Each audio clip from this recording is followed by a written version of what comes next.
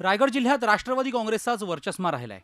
अलिबाग, पेण, खोपोली, माथेरान, मुरुड, महाड, श्रीवर्धन, उरण आणि रोहा या 9 नगरपालिकांचे नगराध्यक्ष आणि 170 जागांसाठी निवडणूक होती. यापैकी 5 नगरपालिकांवर राष्ट्रवादीची सत्ता आहे, तर 2 ठिकाणी काँग्रेस आणि शिवसेना भाजप युती आणि शेकाप प्रत्येकी एका नगरपरिषदेत सत्तेवर आहे. आता राजकीय समीकरणं बदलल्याने या सगळ्याच जागांमध्ये चुरस वाढली आहे.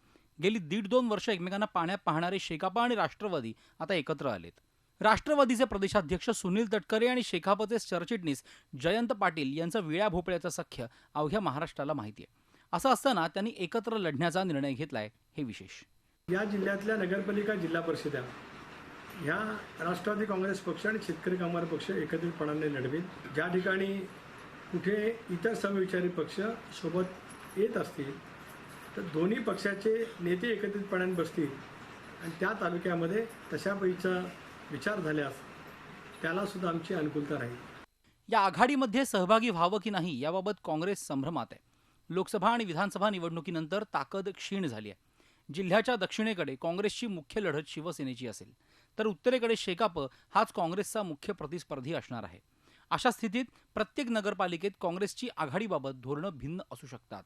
निश्चितपणे जातीयवादी शक्तीला कुठेही बळ मिळू नये या दृष्टिकोनातून आमचा प्रयत्न राहणार आहे की आपण समविचारी पक्षाच्या बाबतीमध्ये आघाडी करण्याच्या बाबतीमध्ये निर्णय घ्यायला काही हरकत नाही. जिल्ह्यात 2 खासदार आणि 2 आमदार असले तरी शहरी भागात शिवसेनेची तितकीशी ताकद नाही.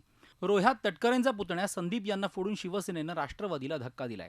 मुंबईत युतीची घोषणा झाली असली तरी स्थानिक शिवसेना नेते मात्र स्वबळावर लढण्याच्या इराद्यानं मैदानात उतरले आहेत.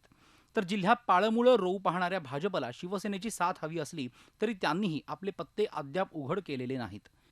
ज्या नगरपालिकांचे गेली कित्येक वर्ष एकच पक्षाची सत्ता आहे, पण ती सत्ता असताना पण जी विकासाची कामं झालेली नाही ते आम्ही शिवसेनेच्या पद्धतीने विकासाची कामं करून देण्याची आम्ही लोकांना ग्वाही देणार आहोत आणि त्याच पद्धतीने आम्ही निवडणुका आता लढणार आहोत. जे मित्रपक्ष आहेत त्यांना बरोबर घेऊन त्या ठिकाणी जे विरोधक आहेत त्यांच्याबरोबर सामोरं जावं अशी भूमिका सातत्यानं भारतीय जनता पार्टीची राहिली.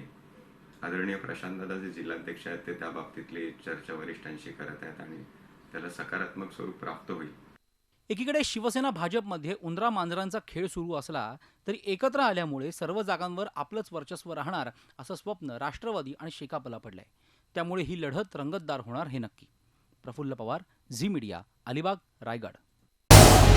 झी 24 तास रहा एक पाऊल पुढे.